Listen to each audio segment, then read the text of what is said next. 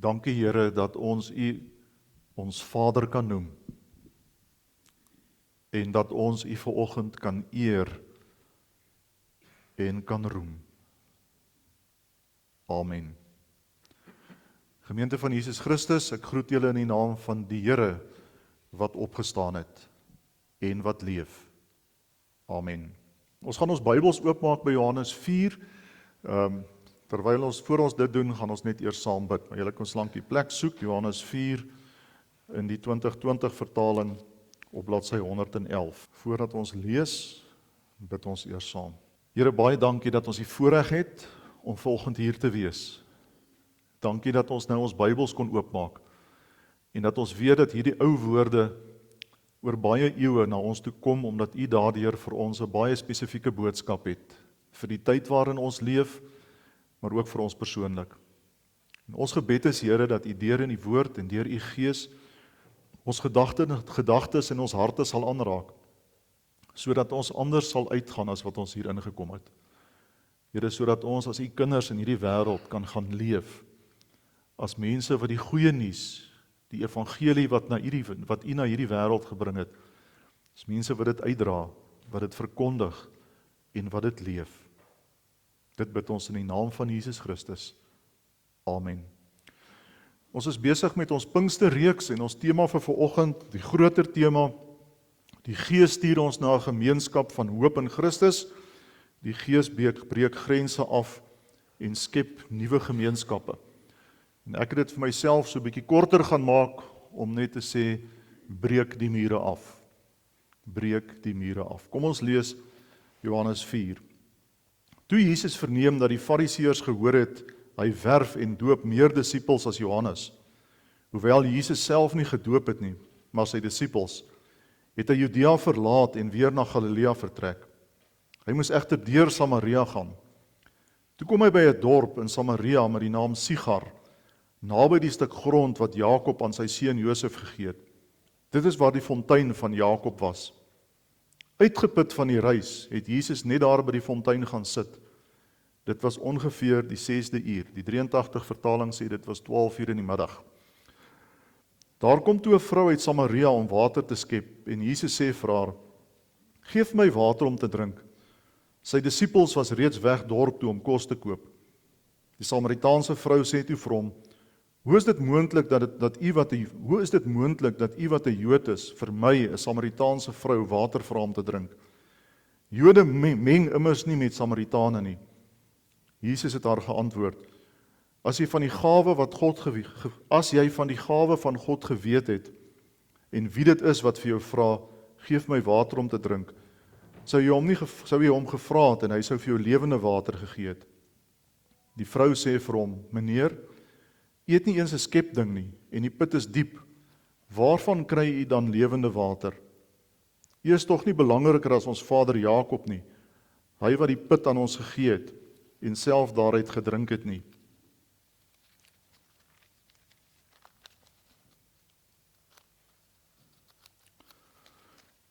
Ekskuus, ek wil net hierdie bladsy is dit nou vashou. Jesus het haar geantwoord, Elkeen wat van hierdie water drink, sal weer dors kry, maar wie van die water drink wat ek hom gee, sal tot in ewigheid nooit dors kry nie. Die water wat ek hom gee, sal in hom 'n fontein van water word, wat opborrel tot die ewige lewe. Die vrou sê toe vir hom, Meneer, geef my van daardie water, sodat ek nie dors word en hierheen hoef toe kom om te skep nie. Ons lees net tot sover. Die kerk kan baie maklik 'n klap word. En as ek van die kerk praat, dan praat ek nie net van die breë kerk nie. Ek praat ook van die gemeente. Dit gebeur wanneer ons na binne begin leef. Wanneer ons net aan ons eie behoeftes voorsien. Wanneer ons denkbeeldig en spreekwoordelik mure om onsself bou. Wanneer kerk wees en gemeente wees oor my en my belange en my behoeftes gaan. En in die geskiedenis het dit mos met die NG Kerk gebeur, nie waar nie. Onthou jy nog? 'n wit Afrikaanse kerk slegs vir Afrikaanssprekendes. My mentor op universiteit, Flip van der Walt, het dit raakgevat en gesê, die NG Kerk was nie 'n volkskerk nie, maar 'n kerk vir die Afrikaner volk. Niemand anders was welkom buiten ons nie. Ek onthou uit my studentedae waar ek 'n koster was, hoe huiswerkers in die konsistorie agter eenrigting glas moes wegkruip by 'n begrafnis van iemand vir wie hulle hele lewe gewerk het. Die muur om die kerk en om gemeentes was hoog en duidelik. En almal het dit geweet. En toe kom 1986 en kerk en samelewing, en dis 40 jaar gelede, en die NG Kerk besluit, ons maak dit oop. Ons breek die mure af. Ons maak ons deure oop vir almal. Ons maak ons lidmaatskap vir almal oop. Nie sonder protes nie waar nie. Onthou jy die AP Kerk, 1987, 10.000 lidmate van die NG Kerk wat wegbreek. Jy mag vanoggend hier sit en vir jouself vra, of my vra, Johan, waarom hierdie ou koeie uit die slootgrawe? Vriende, dit is belangrik dat ons terugkyk, want ek dink onbewustelik en denkbeeldig kan dit baie maklik weer gebeur. Met jou as individu en met my as individu, met 'n gemeente en met die kerk, dat ons simbolies weer mure om onsself bou. Want hoe groter die druk word, hoe moeiliker dit word om daar buite te leef en te funksioneer, hoe makliker gly ons terug na waar ons was. Hoe makliker word dit om hierdie plek weer ons plek te maak, waar net ons welkom is. En dit mag nie. Dit kan nie. Want die evangelie van Jesus Christus vra van ons iets anders. Vra meer. Vra radikaal iets anders. Hoe weet ons dit? Want dis mos wat Jesus kom verkondig het en kom leef het. In die verhaal wat ons saam gelees het, word een van die merkwaardigste gebeurtenisse in Jesus se bediening vir ons opgeteken. Dis nog aan die begin van sy bediening en hy's nog nie in 'n direkte konfrontasie met die Fariseërs en die Sadduseërs nie.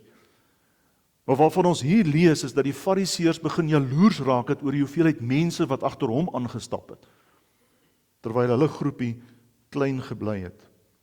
Meer nog, dit wat hy verkondig het lynreg gebots met dit wat hulle gesê het.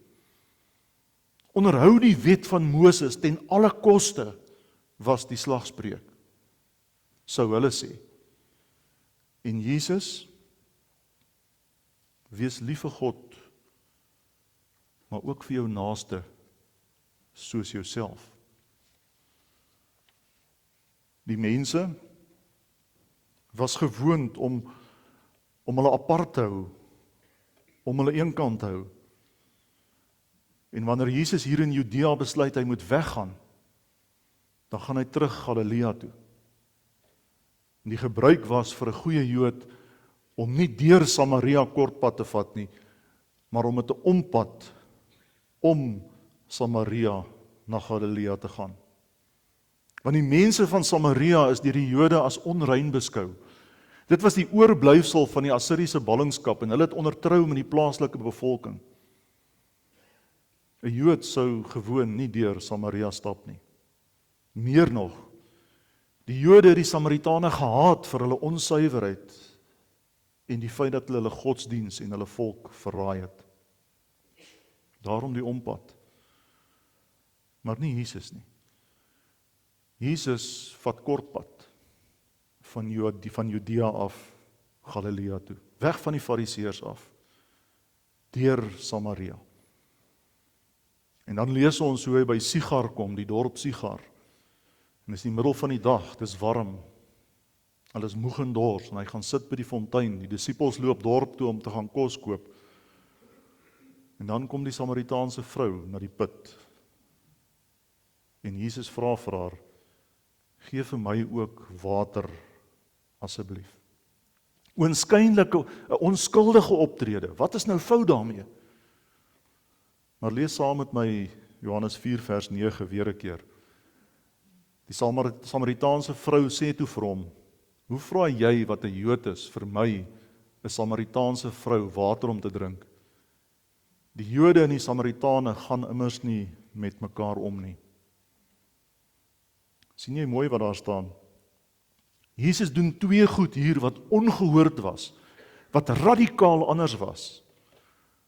As Joodse man praat hy met 'n vreemde vrou in 'n publieke ruimte. Teen die wet, teen die reëls. Wat meer is, as Joodse rabbi praat hy met 'n Samaritaan, nog meer radikaal, ongekend. Dit mag nie gebeur nie. Johannes 4 vers 27 wys vir ons baie mooi wat die gevolg daarvan was. Toe die disippels terugkom, was hulle verbaas dat hy met 'n vrou gepraat het. Verbaas dat hy met 'n vrou gepraat het. Want 'n rabbi doen nie dit nie. Nee Jesus, u kan nie dit doen nie. Wat nog te praat van 'n Samaritaan? Maar Jesus steur hom nie aan ras of sosiale verskille nie. Jy kan die res self gaan lees. Hy verkondig die evangelie. Hy sê vir die vrou dat hy die lewende water is. En dat wie van die water drink wat hy gee, so 'n persoon nooit weer sal dors word nie. Johannes 4 vers 13. Jesus antwoord daar, elkeen wat van hierdie water drink, sal weer dors kry. Maar wie van die water gedrink het wat ek hom sal gee, sal in ewigheid nooit dors kry nie. Nee, die water wat ek hom sal gee, sal in hom 'n fontein wees met water wat opborrel en vir hom die ewige lewe gee. Hoor jy mooi wat Jesus doen? Hoor jy mooi wat hy doen? Hy breek die mure af. Hy verkondig die evangelie. Hy vertel van hierdie vrou, van die lewende water, van wie hy is. En weet jy wat is die wonder? Dit het nie by Jesus geëindig nie. Want voordat hy weggegaan het hemel toe, het hy mos vir sy disippels 'n baie spesifieke opdrag gegee. Jy ken dit mos goed, Matteus 28 vers 19. Gaan dan na die nasies toe en maak die mense my disippels. Doop hulle in die naam van die Vader en die Seun en die Heilige Gees en leer hulle om alles te onderhou wat ek julle beveel het. Disippels word apostels. Leerlinge word gestuurdes. Nie net na die Jode toe nie, maar na al die nasies toe.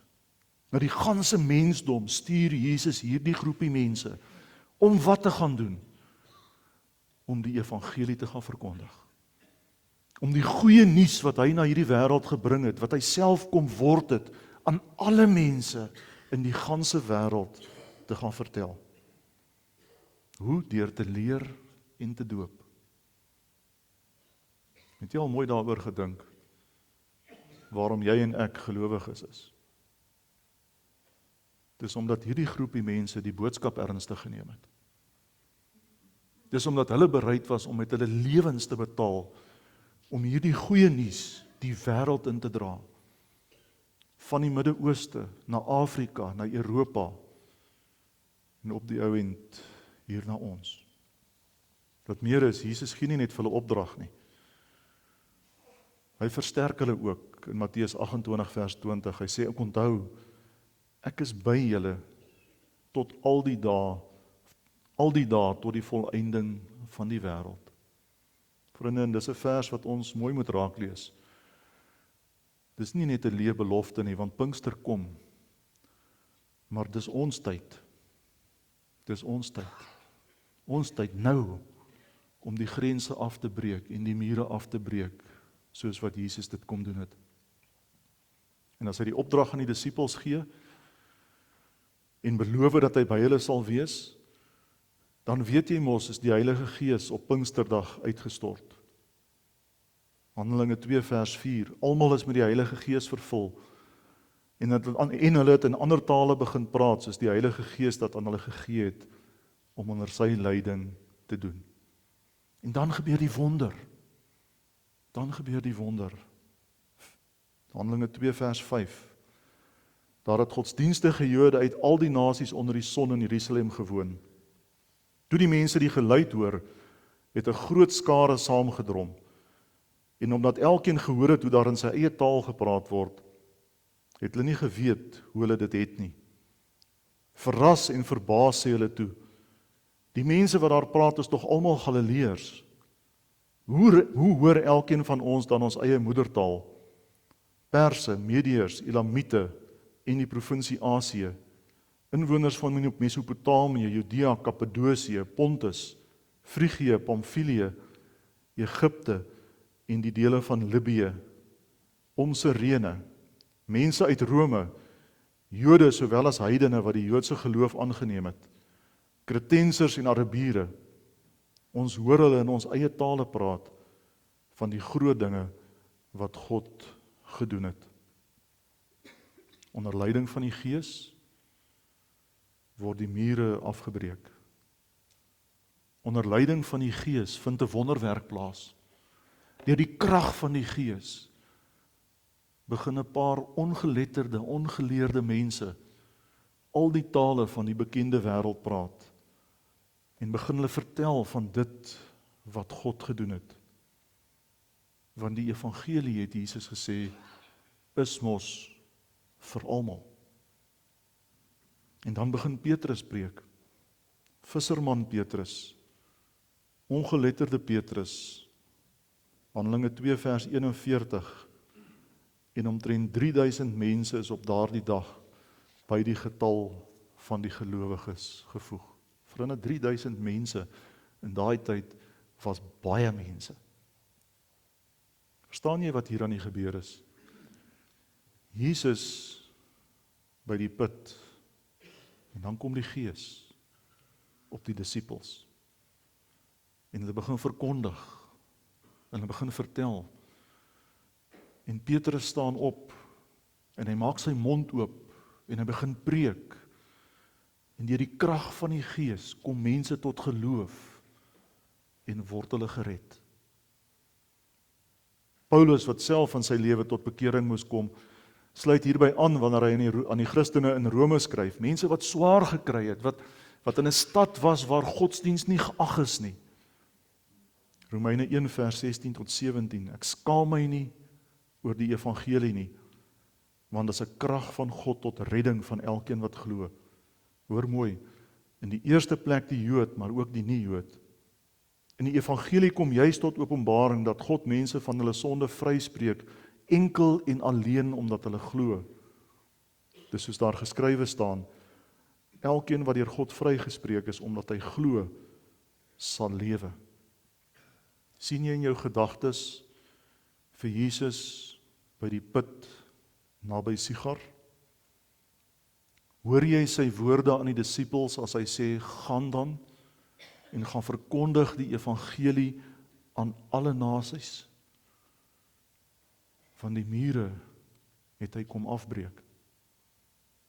Dis nie toevallig dat Martin Luther, die groot kerkhervormer, juis Romeine 1 vers 16 tot 17 gelees het, toe die lig van die evangelie vir hom deurgebreek het nie.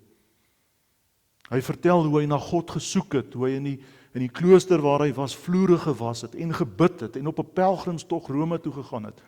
En hoe meer hy na God gesoek het, hoe verder het hy van God afgevoel. Op 'n stadium skryf hy selfs, die God wat ek so kry, is 'n God wat ek eerder sou haat as lief hê. En dan lees hy Romeine 1, en skielik besef hy hoef nie langer na God te soek nie, want God het hom klaar gevind. Op grond van sy geloof is hy uit genade gered, en word 'n Duitser, een van die mense wat die reformatie dryf, en wat die gereformeerde godsdienst die wêreld instuur. Hoor jy die fontein wat opborrel, van iemand wat van die water gedrink het? amper 375 jaar gelede, was die kerk wat hierheen gekom het, die gevolg van dit.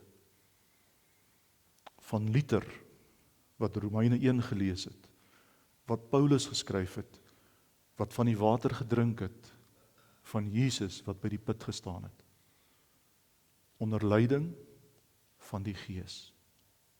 Onder leiding van die Gees. Hoe raak dit ons vanoggend? Wel, oor 2 weke vier ons Pinksterfees. Herdenk ons die koms van die Heilige Gees na hierdie wêreld. Dink een ding wat ons mooi moet verstaan, vriende, is dat die opdrag van Jesus nie by die disippels gestop het nie. En ook nie by Paulus nie.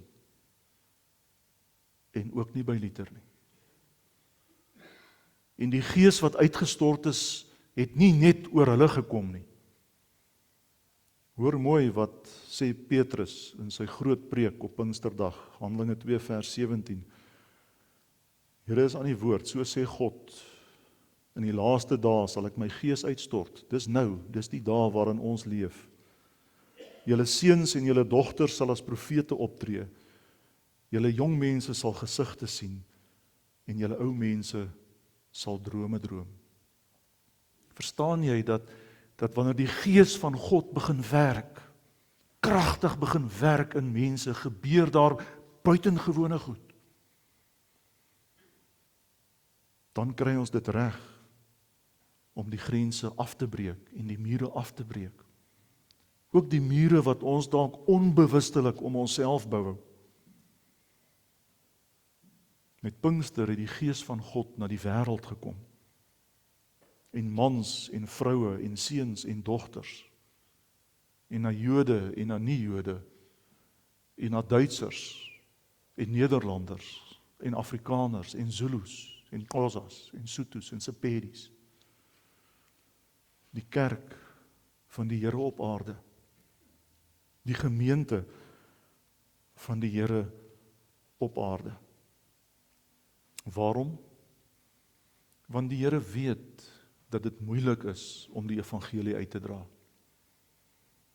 Hy was self hier, hy was self 'n mens.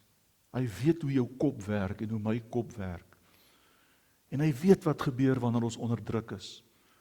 Daarom het hy hierdie selfde Gees wat uitgestort is, ook oor jou en oor my uitgestort. Waarom? Sodat ons die evangelie kan uitdra en kan verkondig. Sodat jy en ek kan uitgaan by daai deure en disippels gaan maak as volgelinge van Jesus Christus. Vriende, dis ons roeping. Dis jou job. Jy kan nie vanoggend hier sit en sê, nie ek nie. Dis hoekom jy geroep is. Dis hoekom jy hier is. Dis hoekom jy in Jesus Christus glo. Dis hoekom jy die Heilige Gees in jou het. Sodat jy hier kan uitgaan en die wêreld kan gaan verander. Soos wat Jesus dit gedoen het. En die disippels. En Paulus. En Luther. En miljoene mense voor ons. Maar die grootste fout wat jy en ek kan maak is om hier te sit en te sê, dis tog net nie ons nie. Dis hulle wat dit moet doen. Dis die ander wat dit moet gaan doen. Net nie ek nie, Here. Ek kan my nogal indink dat ou arme Petrus 'n paar verskonings sou gehad het. Net nie ek nie, Here, ek is maar net 'n visserman. Geef my 'n net om te gaan visvang en dit kan ek goed doen. Moet my net nie sê ek moet preek nie. Gaan nie goed werk nie. Maar wanneer die Gees in Petrus begin werk, staan hy op en hy maak sy mond oop en hy preek die preek van alle tye. Waarom? Onthou jy? Ek sal by julle wees, sê die Here. Ek sal by jou wees in jou omstandighede. Daar waar jy sukkel in die tyd waarin ons leef. Jy mag maar vir jou kleinkinders en vir jou kinders preek in hulle taal as jy met hulle oor die Here praat. Al wil hulle dit nie hoor nie. En al maak dit jou dalk ongewild. Ek kry gereeld 'n preekie by die huis. Gelukkig kan ek hom so af en toe een afsteek op. Jy moet 'n preek vir jou kollegas gaan wees by die werk. Al mag jy nie daaroor godsdiens praat nie. Keer niemand jou om te leef soos wat Jesus Christus geleef het nie. En op daai manier die mure af te breek nie. Jy mag en jy moet die ekstra myl loop, sodat mense begin wonder, maar wat is fout met jou? Dat jy dit in 'n wêreld doen waarin almal net op hulle self gesentreerd leef. Want dan is jy besig om te doen wat Jesus gedoen het. Dan stap jy deur Samaria en jy gaan sit by die put en jy is eintlik besig om met 'n Samaritaanse vrou te praat. En jy is besig om die wêreld 'n beter plek te maak. En jy is besig om lewende water wat opborrel met ander te deel. Jy en ek, dink ek, het die roeping om anders te praat as al die ander mense in ons land. Jy en ek het die roeping om hoop te dra en mense moed in te praat wanneer almal pessimisties en negatief en moedeloos is. Iemand sê verlede week vir my, hy trek sommer Suid-Kaap toe en toe spoel die Suid-Kaap nou hierdie week omtrent weg. Nou wonder ek wil hom vra volgende week, waar gaan jy nou heen? Dalk moet jy maar hier bly, hier is nie so sleg nie. Want dis waar jou roeping is. En daar's niks fout om te trek nie, hoor my mooi, as jy wil vertrek is dit goed. Maar trek om die regte rede. Trek om die regte rede. Die chaos in ons land, vriende, bied vir ons ongelooflike geleenthede. En miskien moet ons dit begin raak sien. En as ek dit volgende vir jou sê, dan praat ek baie hard met myself ook. Want ek het ook hierdie manier om baie vinnig, baie negatief te raak. Maar wanneer ons Pinkster vier, en om nie besef dat die Gees in ons is, en dat ons onder die krag van die Gees kan leef, dan gebeur daar wonderwerke. Dan praat ons anders, en dink ons anders, en doen ons anders.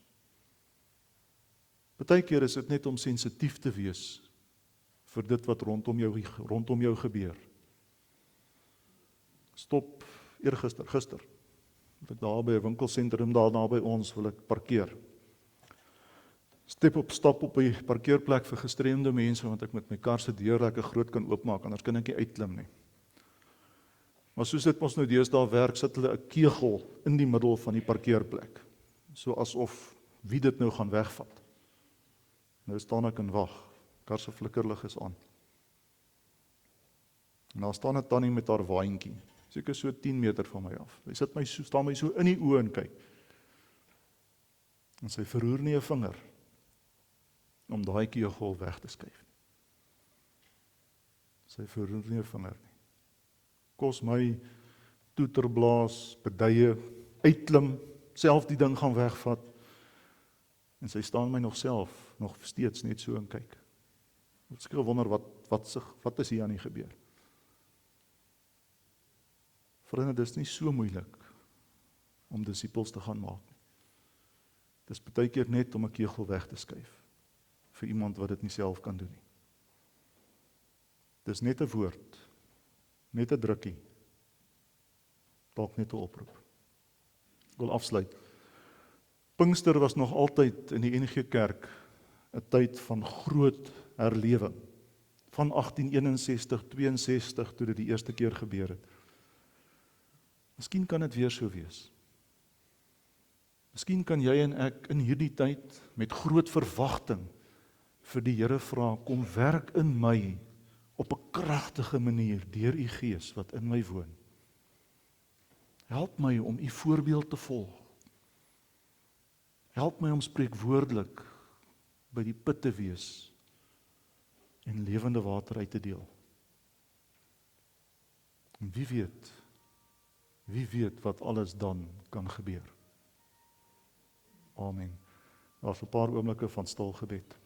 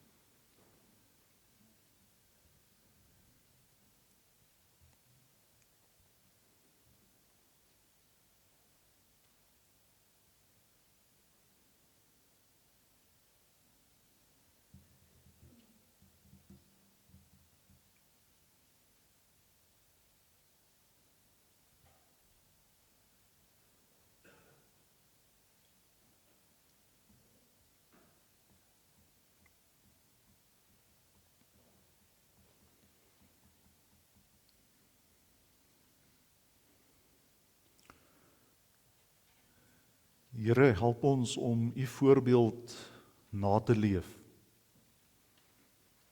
Help ons om gestuurdes te wees, wat onder leiding van u Gees mure en grense afbreek.